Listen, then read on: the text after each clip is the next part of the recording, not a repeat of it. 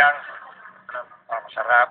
Kung health conscious ka naman at gusto makatikim ng mga kakaibang pagkain, House of Cashew Nuts ang para sa iyo. Ang top seller, syempre, yung specialty of the house, which is the fresh lumpia. Ang best seller natin is kare-kare, lasagna, and Caesar salad. Yun. Pero bakit niya ba naiba ang kainang ito? We incorporate cashews in every dish or drink. We also advocate healthy living by using organic ingredients which are free from chemicals and preservatives.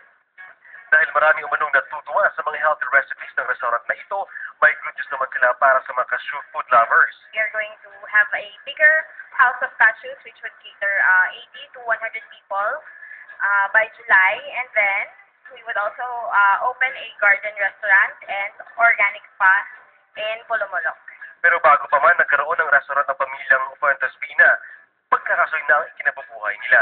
Our family business talaga is yung kasoy, which, as you have discovered in Thailand, is a very, very big market, and kasoy is included in the 100 healthiest foods. At may ilang tips naman si Miss Kat sa mga mahilig kumain. Healthy talaga kasi we have to go back again, time and again. I have told you that